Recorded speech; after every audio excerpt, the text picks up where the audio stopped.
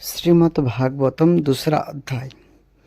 भक्ति का दुख दूर करने के लिए नारद जी का उद्योग।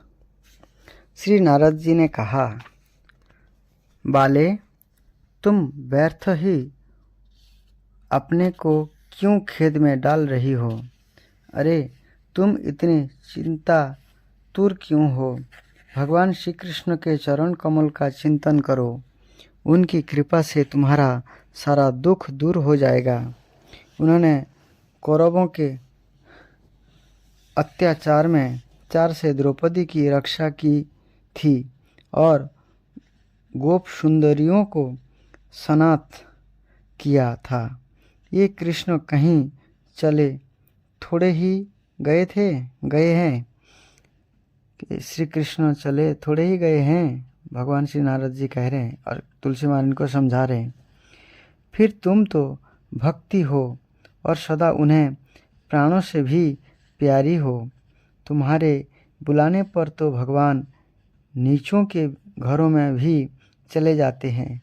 सत्य, त्रेता और द्वापर, इन 3 युग में ज्ञान और वैराग्य मुक्ति के साधन थे, किंतु कलियुग में तो केवल भक्ति ही ब्रह्म सायुज्य अर्थात मोक्ष की प्राप्ति कराने वाली है।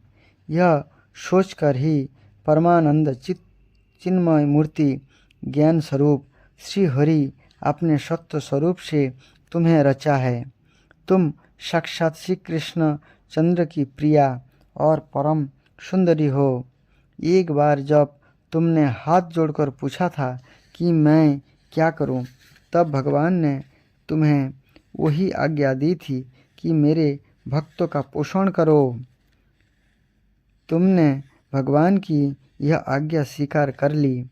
इससे तुम पर श्री हरि बहुत प्रसन्न हुए और तुम्हारे सेवा करने के लिए मुक्ति को तुम्हें दासी के रूप में दे दिए और इन ज्ञान वैराग्य को पुत्र के रूप में। तुम अपने साक्षात स्वरूप से वैकुंठ धाम में ही भक्तों का पोषण करती हो। भूलोक में तो तुमने उनकी पुष्टि के लिए केवल छाया रूप धारण कर रखा है। तब तुम मुक्ति, ज्ञान और वैराग्य को साथ लिए पृथ्वी तल पर आई और सत्य युग से द्वापर युग पर्यंत बड़े आनंद से रही।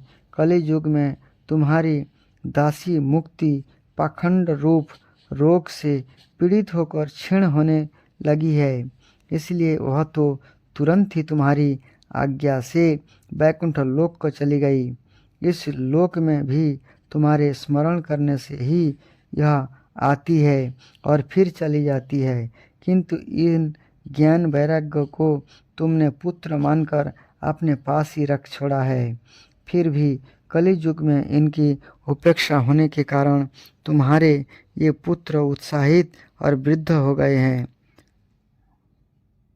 उत्साहहीन और वृद्ध हो गए हैं। फिर भी तुम चिंता ना करो, मैं इनके नवजीवन का उपाय सोचता हूँ। श्री नारद जी ने बोले, सुमुखी, कली के समान कोई भी युग नहीं है। इस युग में मैं तुम्हें घर घर में प्रत्येक पुरुषों के हृदय में स्थापित कर दूंगा। देखो, अन्य सब धर्मों को दबाकर और भक्ति विषयक महोत्सवों को आगे रखकर यदि मैंने लोक में तुम्हारा प्रचार ना किया तो मैं श्री हरि का दास नहीं। इस प्रकार से श्री नारद जी तुलसी महारानी को वचन दिए। इस कलियुग में जो जीव तुमसे युक्त होंगे, ये पापी होने पर भी बेखट के भगवान श्री कृष्ण के अभय धाम को प्राप्त होंगे, जिनके हृदय में निरंतर प्रेम रूपिणी भक्ति निवास करती है। ये शुद्धांत करण पुरुष सपनों में भी यमराज को नहीं देखता। जिनके हृदय में भक्ति महारानी का निवास है, उन्हें प्रेत, पिशाच, राक्षस या दैत्य आदि स्पर्श करने में भी समर्थ नहीं हो सकते। भगवान तप, वेदाध्ययन, ज्ञान और कर्म आदि किसी भी साधन से बस में नहीं किए जा सकते। ये केवल भक्ति से ही वशीभूत होते हैं। इनमें श्री गोपीजन प्रमाण है। मनुष्य का सहस्त्रों जन्मों के पुण्य प्रताप से भक्ति में अनुराग होती है। कलयुग में केवल भक्ति ही सार है। भक्ति से तो साक्षात श्री कृष्णचंद्र सामने उपस्थित हो जाते हैं। जो लोग भक्ति से द्रोह करते हैं ये तीनों लोकों में दुख ही दुख पाते हैं। पूर्व काल में भक्तों का तिरस्कार करने वाले दुर्वासा ऋषियों को बड़ा कष्ट उठाना पड़ा था। बस व्रत, तीर्थ, योग, यज्ञ और दान, चर्चा आदि बहुत से साधनों को भी आवश्यकता नहीं है। एकमात्र भक्ति ही मुक्ति देने वाली है। श्री सूत जी कहते हैं, इस प्रकार नारद जी के निर्णय किए हुए अपने महात्माओं को सुनकर भक्ति के सारे अंग पुष्ट हो गए और ये उनसे कहने लगे। भक्ति ने कहा, नारद जी आप धन्य है, आपकी मुझ में निश्चल प्रीति है। मैं सदा आपके हृदय में रहूँगी, कभी आपको छोड़कर नहीं जाऊँगी। साधु आप बड़े कृपालु है। आपने क्षण भर में ही मेरा सारा दुख दूर कर दिया, किंतु अभी मेरे पुत्र में चेतना नहीं आई है। आप इन्हें शीघ्र ही सचेत कर दीजिए, जगा दीजिए। सूत जी कहते हैं, भक्ति के ये वचन सुनकर नारद जी को बड़ी करुणा आई और ये उन्हें हाथों से हिला डुलाकर जगाने लगे। फिर उनके कान के पास मुंह लगाकर जोर से कहा, ओ ज्ञान जल्दी जग पड़ो, ओ वैराग्य जल्दी जाग पड़ो। फिर उन्होंने वेद ध्वनि, वेदांत घोष और बार बार गीता पाठ करके उन्हें जगाया। इससे वे जैसे तैसे बहुत जोर लगाकर उठे, किंतु आलस्य के कारण ये दोनों जंघाई लेते रहे। नेत्र उघाड़कर देख भी नहीं सके। उनके बाल बगुलों की तरह सफ़ेद हो गए थे। उनके अंग प्राय सूखे काठ के समान निस्तेज और कठोर हो गए थे। इस प्रकार भूख प्यास के मारे अत्यंत दुर्बल होने के कारण उन्हें फिर सोते देख नारद जी को बड़ी चिंता हुई और वे सोचने लगे, अब मुझे क्या करना चाहिए। इनकी इन नींद और इससे भी बढ़कर इसकी वृद्धावस्था कैसे दूर हो। शौनक जी इस प्रकार चिंता करते करते ये भगवान का स्मरण करने लगे। इसी समय यह आकाशवाणी हुई कि मुने खेद मत करो, तुम्हारा यह उद्योग निस्संदेह सफल होगा।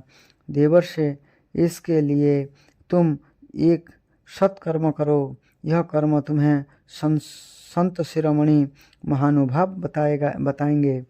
उस सत्कर्मों का अनुष्ठान करते ही क्षण भर में उनकी नींद और वृद्धावस्था चली जाएगी तथा सर्वथा भक्ति का प्रचार होगा। और आकाशवाणी यहाँ सभी को साफ साफ सुनाई दी। इससे नारद जी को बड़ा विस्मय हुआ और ये कहने लगे, मुझे तो इसका कुछ आशय समझ में नहीं आया। नारद जी बोले, इस आकाशवाणी ने सभी गुप्त रूप से ही बात कही है। यह नहीं बताया कि वह कौन सा साधन किया जाए जिससे इसका कार्य सिद्ध हो। ये संत ना जाने कहाँ मिलेंगे और किस प्रकार इस साधनों को बताएंगे। अब आकाशवाणी ने जो कुछ कहा है उसके अनुसार मुझे क्या करना चाहिए। सूत जी कहते हैं, शौनक जी तब ज्ञान वैराग्य दोनों को वहीं छोड़कर नारद जी वहाँ से चल पड़े और प्रत्येक तीर्थ में जाकर मार्ग में मिलने वाले मुनीश्वरों से यह साधन पूछने लगे। उनकी उस बात को सुनते सब थे, किंतु उनके विषय में कोई कुछ भी निश्चित उत्तर न देता। किन्हीं ने उसे असाध्य बताया कोई बोला, इसका ठीक ठीक पता लगाने ही कठिन है। कोई सुनकर चुप रह गए और कोई तो अपनी अवज्ञा होने के भय से बात को टाल टूल कर खिसक गए। त्रिलोक में महान आश्चर्यजनक हाहाकार मच गया। लोग आपस में कानाफूसी करने लगे। भाई, जब वेद ध्वनि, वेदांत घोष और बार बार गीता पाठ सुनने पर भी भक्ति, ज्ञान और वैराग ये तीनों नहीं जगाए जा सके, तब और कोई उपाय नहीं है। स्वयं जोगीराज नारद जी को भी जिसका ज्ञान नहीं है, उसे दूसरे संसारी लोग कैसे बता सकते हैं। इस प्रकार जिन जिन ऋषियों से इसके विषय में पूछा गया, उन्होंने निर्णय करके वही कहा कि यह बात दुस्साध्य ही है। तब नारद जी बहुत चिंतातुर हुए और बद्री वन में आए। ज्ञान वैराग्य को जगाने के लिए यहाँ उन्होंने वह निश्चय किया कि मैं तप करूँगा। उसी समय उन्हें आपने सामने करोड़ों सूर्य के समान तेजस्वी सनक आदि मुनिवर दिखाई दिए। उन्होंने देखकर मुनि श्रेष्ठ कहने लगे। नारद जी ने कहा, महात्मा, इस समय बड़े भाग्य से मेरा आप लोगों के साथ समागम हुआ है। आप मुझ पर कृपा करके शीघ्र ही वह साधन बतलाइए। आप सभी लोग बड़े जोगी, बुद्धिमान और विद्वान हैं। आप देखने में 5-5 वर्षों के बालक से जान पड़ते हैं, किंतु है पूर्वजों के भी पूर्वज। आप लोग सदा वैकुंठ धाम में निवास करते हैं, निरंतर हरि कीर्तन तत्पर रहते हैं,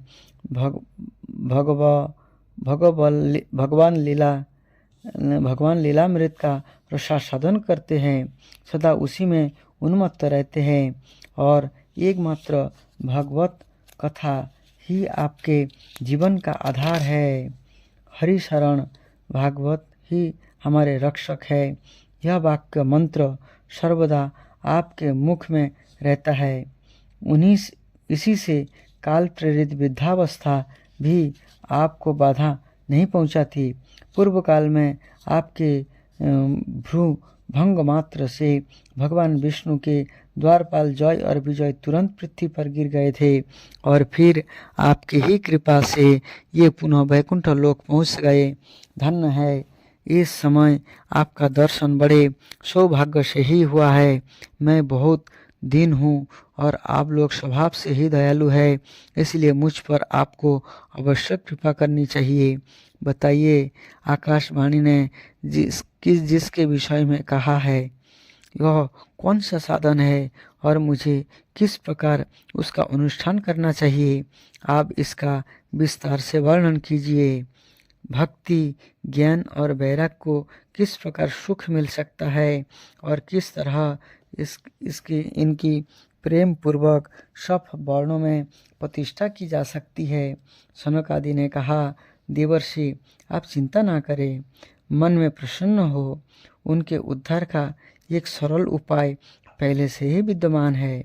नारद जी, आप धन्य हैं।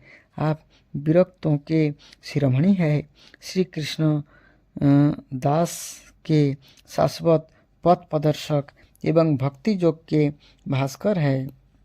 आप भक्ति के लिए जो उद्योग कर रहे हैं, यह आपके लिए कोई आश्चर्य की बात नहीं समझनी चाहिए।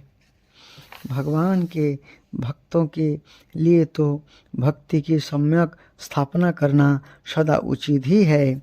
ऋषियों ने संसार में अनेकों मार्ग प्रकट किए हैं, किंतु ये सभी कष्ट साध्य है और परिणाम में प्राप्य स्वर्गलोक की ही प्राप्ति करवाने वाले हैं। वैकुंठ लोक नहीं ले जा सकते। अभी तक भगवान की प्राप्ति कराने वाला मार्ग तो लुप्त हो रहा है। इसका उपदेश करने वाला पुरुष प्राय भाग्य से ही मिलता है। आपको आकाशवाणी ने जिस सत्कर्म का संकेत किया है, उसे हम बतलाते हैं। आप प्रसन्न और समाहित चित्त होकर सुनिए। नारद जी, द्रव्य यज्ञ, तपो यज्ञ, योग यज्ञ और साध्या स्वरूप ज्ञान यज्ञ, ये सब तो स्वर्गादि की प्राप्ति कराने वाले कर्मों की ही और संकेत करते हैं, क्योंकि इतने सब कष्ट उठाने वाले, इतने सब पालन करने वाले, ये केवल स्वर्गलोक ही जा पाते जो क्षणिक है, लेकिन वैकुंठ लोक ले जाने के लिए ये सब विधि से ही नहीं है। तो पंडितों ने ज्ञान यज्ञ की ही सत्कर्म अर्थात मुक्तिदायक कर्मों का सूचक माना। वह श्रीमद् भागवत गीता का पारायण है, जिसका गान श्री शुक आदि महानुभावों ने किया है। उसके शब्द सुनने से ही भक्ति, ज्ञान और वैराग्य को बड़ा बल मिलेगा। इससे ज्ञान वैराग्य का कष्ट मिट जाएगा और भक्ति को आनंद मिलेगा। सिंह की गर्जना सुनकर जैसे भेड़िए भाग जाते हैं, उसी प्रकार श्रीमद् भागवत की ध्वनि से कलियुग के सारे दोष नष्ट हो जाएंगे। जय हो श्रीमद् भागवत की। तब प्रेम रस प्रवाहित करने वाली भक्ति श्रीमद् भागवत ही एक ग्रंथ है, जिसके द्वारा सभी समस्या का समाधान हो सकता है। इसीलिए श्रीमद् भक्ति सिद्धांत सरस्वती ठाकुर जी ने कहे थे, केवल श्रीमद् भागवत को छोड़ करके सारे संसार की किताब को जला दिया जाए, क्योंकि भागवत ही एक ऐसा ग्रंथ है जो सभी चीज़ों का सार है। ऐसे सारे ज्ञान है, राजनीति से लेकर हर एक ज्ञान, भगवत प्राप्ति तक की सारे ज्ञान इसमें भरा हुआ है। इसलिए केवल श्रीमद् भागवतम का ही श्रवण, पठन और अध्ययन करना चाहिए। तब प्रेम रस प्रवाहित करने वाली भक्ति ज्ञान और वैराग्य को साथ लेकर प्रत्येक घर और व्यक्ति के हृदय में क्रीड़ा करेगी।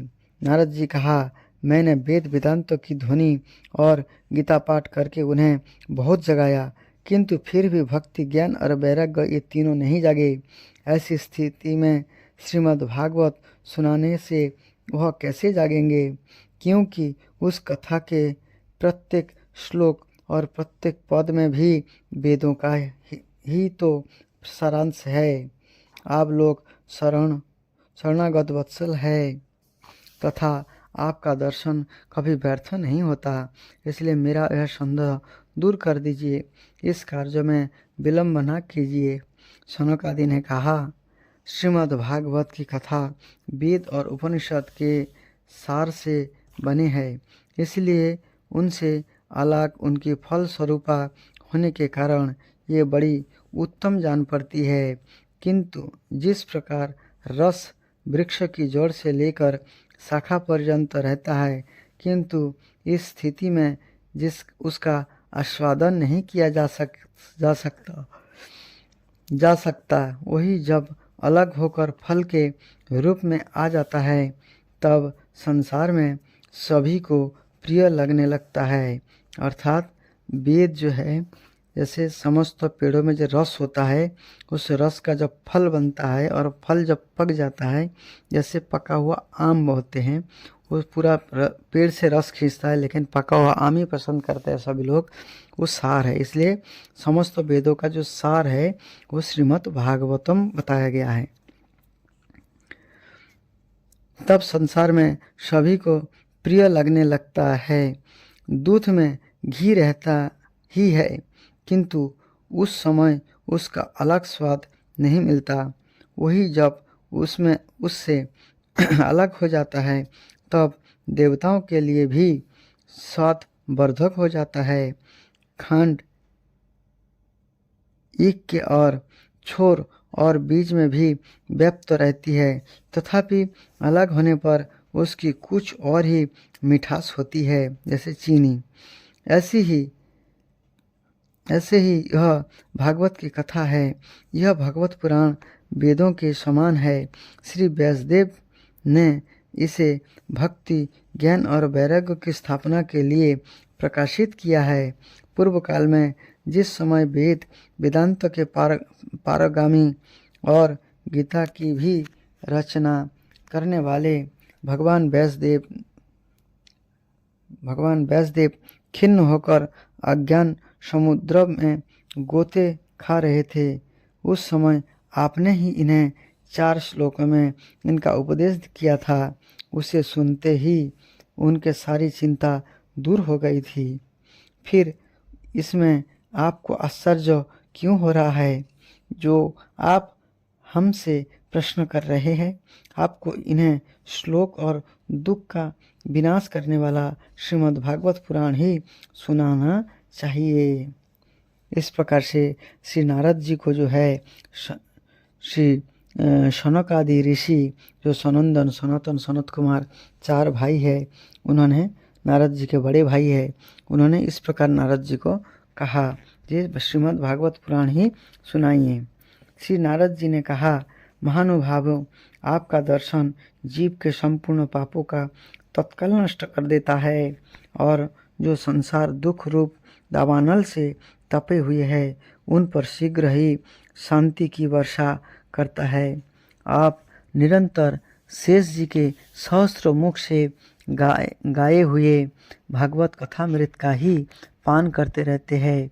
मैं प्रेम लक्षणा भक्ति का प्रकाश करने के उद्देश्य से आपकी शरण लेता हूँ। जब अनेकों जन्मों के संचित पूर्ण पुंज का उदय होने से मनुष्य को सत्संग मिलता है, तब यह उसके अज्ञान जनित मोह और मत रूप अंधकार का नाश करके विवेक उदय होता है।